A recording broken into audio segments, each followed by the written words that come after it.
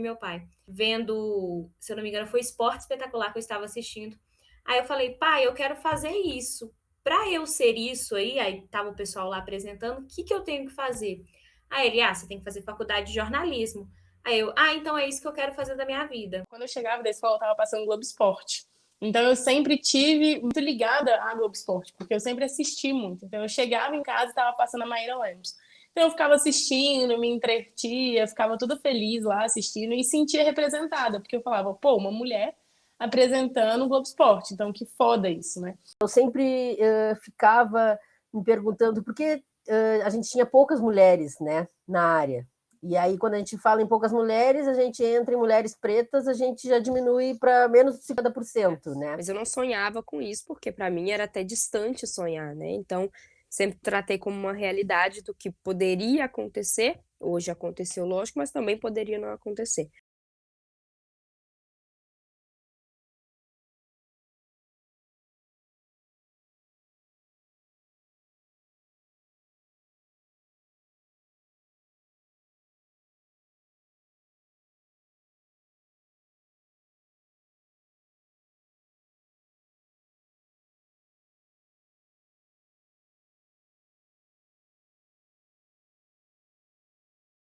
A gente ainda tem uma profissão desenvolvida majoritariamente por mulheres brancas, jovens, né, e solteiras. Isso não sou eu quem estou dizendo, eu, Samira. É o perfil do jornalista brasileiro levantado pela Universidade Federal de Santa Catarina. E se a gente observar também o perfil racial da imprensa brasileira, que é um estudo, um levantamento que foi feito ano passado, e que a FENAGE foi uma das apoiadoras, também há essa constatação de uma ainda pequena presença de mulheres negras no jornalismo.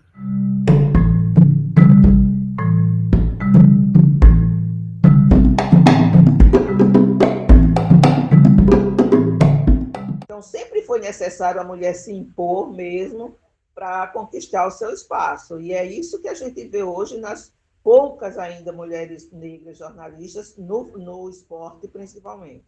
Essa questão de ter mulheres, de pessoas pretas no jornalismo, vem de agora a pouco, de uns 3, 4 anos para cá, né? E mesmo assim a gente vê pouquíssimos.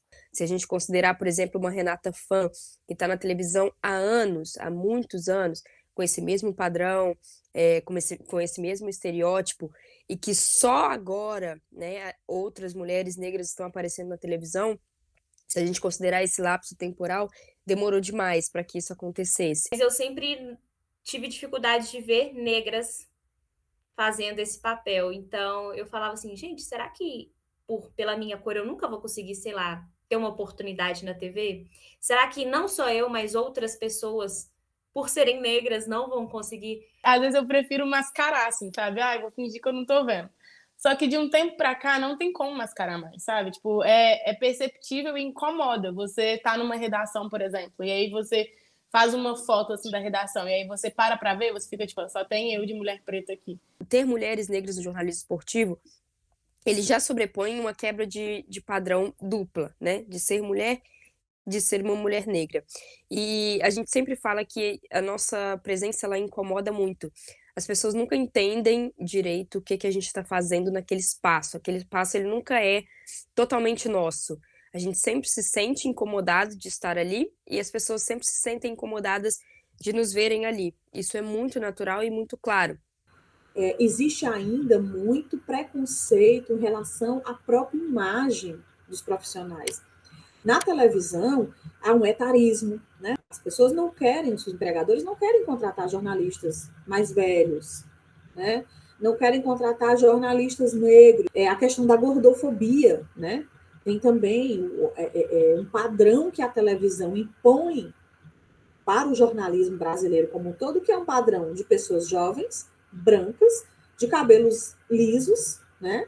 E magras. Você só vê as bonitas lá na TV e isso é meio que um quesito para você estar lá fazendo alguma coisa. Para homem, não. Sabe falar? Beleza, te coloco aí. Agora, mulher, não. além de saber falar, você tem que ser bonita, sua aparência tem que ser agradável. Nós enfrentamos também a questão do problema com a voz. Isso pesa muito mais. O pessoal, a voz é estridente, a voz é aguda, né? Eu fico um pouco receosa, tipo, será que um dia eu vou ser repórter porque eu sou preta, eu não assumi meu cabelo ainda, eu tô no processo de transição, eu prefiro usar trança, cada dia eu tô com uma cor de trança, será que isso é um problema? Eu cresci ouvindo cabelo de bombril na escola, cabelo duro, cabelo ruim. Nossa, seu cabelo é ruim, se o cabelo não é liso, o cabelo é ruim. Por mais que eu não deixava me abater, eu falava assim, vou levar na brincadeira, mas no fundo aquilo me machucava de verdade. A inspiração que eu tenho, assim, que eu acho uma mulher incrível é a Karine Alves. Assim, eu vejo ela na televisão e é me sentir representada, porque ela usou trança nas Olimpíadas e aí ela fazia cada penteado um mais doido que o outro e eu ficava tipo assim, meu Deus, eu também uso trança, então eu também faço esses penteados, então se um dia o meu sonho é estar na TV, eu sei que eu também posso porque eu estou vendo a Karine lá na televisão, do jeitinho que eu mesma me visto, do jeitinho que eu mesma sou. Eu quero que outras mulheres também possam viver o que eu vivi, sabe? De abrir uma transmissão sem se preocupar com o estético, sabe? Com o padrão, se é o padrão que tá ali na tela ou não. Não, sou eu que tô aqui, o meu cabelo é esse, o meu rosto é esse, a minha fala é essa. Se você gostar, bem, se você não gostar, me desculpa, sabe? Você vai ter que engolir, porque a partir de agora vai ser assim. E eu acho que isso faz parte, e quem tem que reforçar muito mais isso são as mulheres brancas, né? Pô, ficarem indignadas. Por que não tem uma mulher preta aqui? Por que não tem uma mulher gorda aqui? Já que elas têm mais espaço, querendo ou não, né?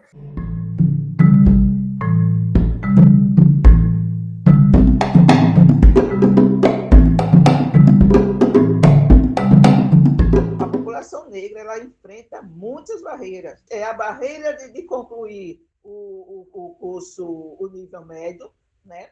A barreira de entrar na universidade, porque o nível de ensino que ele frequenta durante toda a sua fundamental e nível médio, logicamente que a qualidade não é a mesma de quem pode pagar escolas particulares, não é a mesma, a gente sabe, então já enfrenta essa outra barreira para entrar na universidade. E quando sai da universidade, enfrenta a barreira para entrar no mercado de trabalho. E as redações, as empresas também precisam entender que é preciso também investir em capacitação. Começa lá na base, né, a mudança, né, não só dentro da universidade, porque geralmente as pessoas dão a oportunidade para que nós possamos entrar na universidade, mas e depois, na pós-graduação, né? No meio de trabalho, essa oportunidade não surge. Eu não estava fazendo cursinho de inglês com 3 anos, não estava viajando para a Europa com 10, enfim, não estava nesse conjunto onde as pessoas brancas habitam, né, há muitos anos. A maior parte da população brasileira é negra. Só que a maior parte está onde? Nas periferias, nos lugares que não têm acesso à melhor educação. Então, quando a gente chega numa faculdade, a balança já está desigual. Se eles estão buscando um curso de inglês, uma graduação, você tem que buscar graduação, curso de inglês e um mestrado. Porque não adianta você ter um mínimo igual todo mundo tem, porque isso não vai para frente, você não vai se destacar em cima disso. E você sempre tem que se destacar, você sempre tem que se reafirmar. Fica até uma coisa repetitiva, sabe? Mas é repetitivo para a vida da gente, sabe? Tipo, você precisa disso, você precisa mas disso também.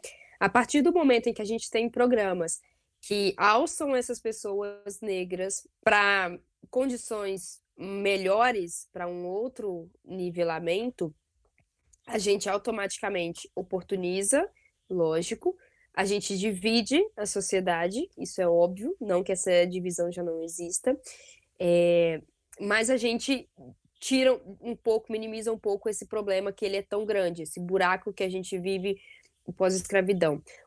Os programas de cotas, assim como todos os programas sociais, eles nada mais são do que justiça mínima para o que a gente vive nesse país. Se eu não fizesse os programas, não tivesse participado dos programas de cotas, com certeza eu não faria uma faculdade.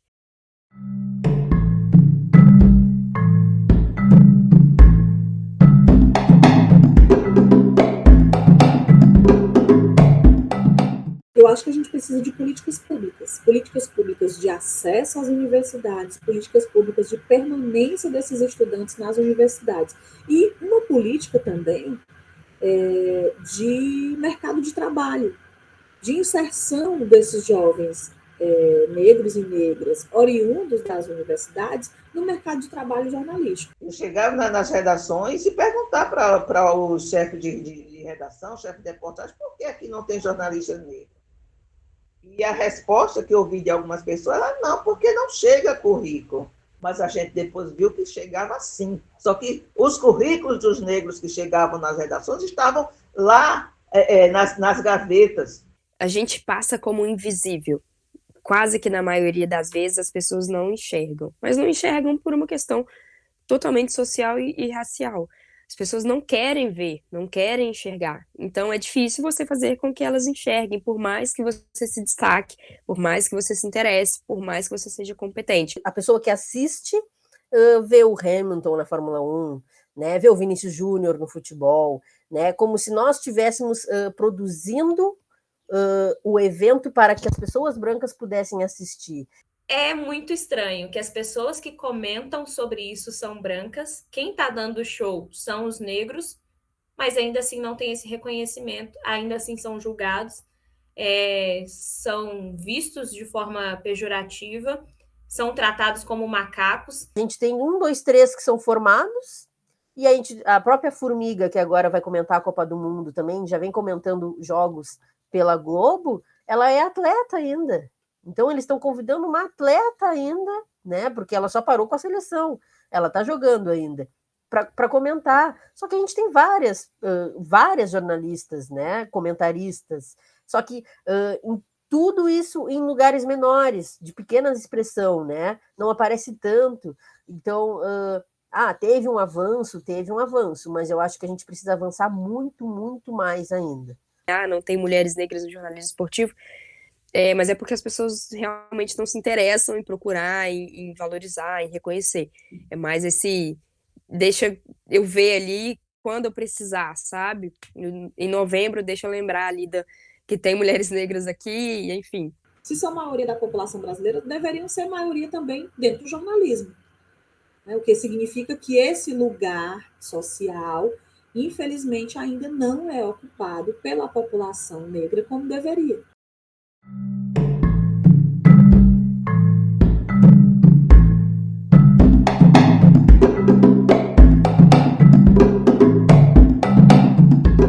Por sermos negros, a gente tem que se esforçar o tempo inteiro, constantemente.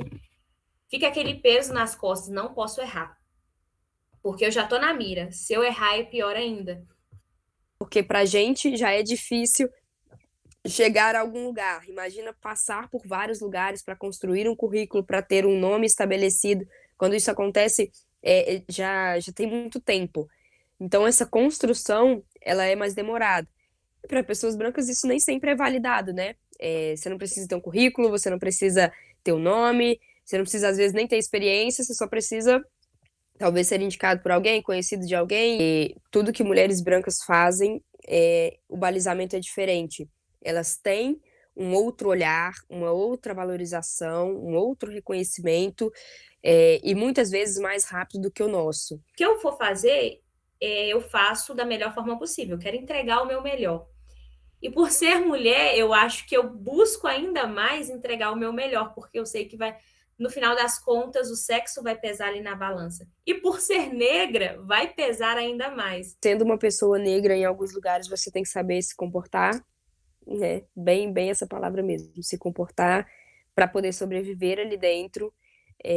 Eu aprendi que a minha militância ela vai até um certo limite entre o individual e o coletivo, porque já vi vários casos de pessoas negras que, batem no peito, vivem a militância, e isso não traz benefício algum, muito pelo contrário. Então a gente tem que saber a forma como a nossa luta também ela vai se fazer necessária e justa. Você não pode achar que só porque uma pessoa é negra, ela não tem a capacidade de assumir alguns cargos. Os poucos negros, porque a gente, às vezes, você vê uma Maju Coutinho, por exemplo, né, chegar no Globo, um Heraldo Pereira, e dá a impressão, como ela está sendo vista em todo o Brasil, dá a impressão que ela é 1000, né? Que ela não é só uma. Ó, tá vendo como dá espaço? Nossa! Não, ali é só uma pessoa, gente. Vamos ver quantos funcionários tem nessa empresa e quantos desses são negros e quantos desses estão tendo esse mesmo espaço. As pessoas precisam entender esse contexto social. Só que aí vai de muitos anos, de muita conversa, de muito processo, porque boa parte das empresas ainda não está preparada para conversar e fazer as coisas acontecerem. Muitas ainda preferem se esconderem naquele, eu tenho um profissional negro, eu tenho 2 numa equipe de 30 e acho que já está suficiente. A FENAGE é uma federação nacional composta por 31 sindicatos de jornalistas, a maioria deles de base estadual, e que tem o trabalho, a missão de organizar a categoria para conquista de direitos trabalhistas. A nossa atuação é muito nesse sentido, de organizar a categoria, de promover debates, promover formações, e de denunciar publicamente também os casos de racismo que acontecem na imprensa, tanto quando o jornalista, né, promove racismo, quando ele é vítima de racismo. Acontece que agora essa secretaria ela tem o poder, enquanto diretoria de FENAGE, de falar com os sindicatos de jornalistas de todo o Brasil e passar orientação, enquanto federação, passar orientação de que os sindicatos precisam e devem, na hora de sentar para a negociação salarial, que acontece todos os anos, nesse momento, o sindicato apresentar. Não é uma comissão, é o sindicato, né? É a maior representatividade da categoria e que tem o poder de sentar na mesa com o patrão. Aí sim vai chegar a hora de nessa negociação salarial, elas poderem discutir a aprovação, a inclusão de cláusulas de ações afirmativas nos acordos salariais. Eu acho que é importante também destacar que a FENAGE tem um projeto bastante inovador e desafiador, por assim dizer, que é uma proposta de taxação das grandes plataformas digitais para a criação do Fundo Nacional de Apoio e Fomento ao Jornalismo. Esse fundo, que seria com gestão tripartite, representante dos trabalhadores, representante das empresas e do governo, ele prevê a verba através de projetos para, por exemplo, por jornalistas negros e negras, por mulheres jornalistas, por jornalistas LGBTQIA+, jornalistas indígenas, no sentido de diversificar a produção jornalística, mas também de gerar emprego para esses contingentes, né? De gerar uma renda para essas pessoas que não conseguem, muitas vezes, adentrar no mercado formal de trabalho.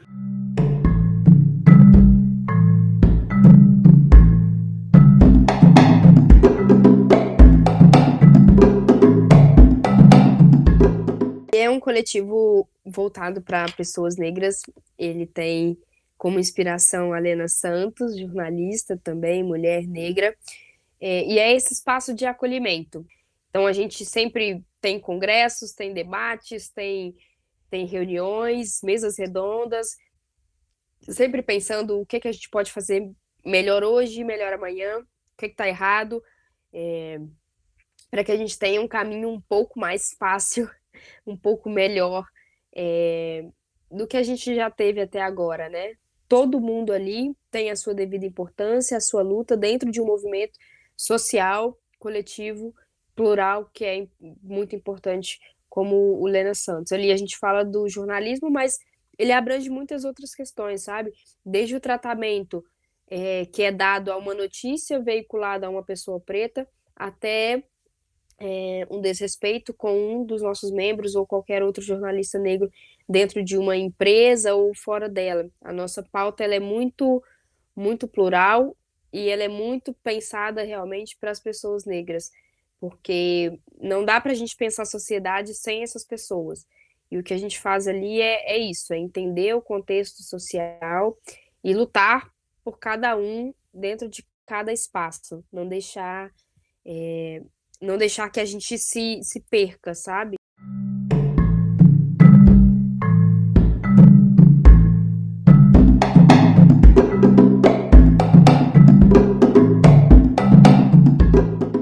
todo dia que eu penso em desistir, que eu falo, caramba, hoje tá difícil, hoje eu não queria, eu sempre lembro que, poxa, fizeram muito mais por nós os antepassados e não desistiram. A gente se distancia muito da base o tempo inteiro, né? As pessoas.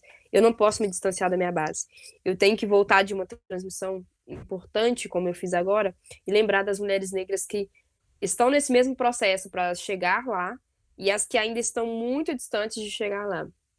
O que a gente pode fazer nesse processo? A gente não pode se distanciar da base. Então, mais do que essa representatividade de estar ali na frente da TV, que eu sei que é muito forte, e eu reclamo muito, brigo muito por isso, que a gente precisa ter mais mulheres na televisão, mais do que isso, eu preciso fazer com que essa representatividade ela seja efetiva. Toda vez que eu vou indicar uma pessoa em algum lugar, eu preciso indicar uma mulher negra, sabe? Eu preciso brigar por isso, de oportunizar. Porque a representatividade ela é legal, mas sem ação, sem fazer, ela é só representatividade.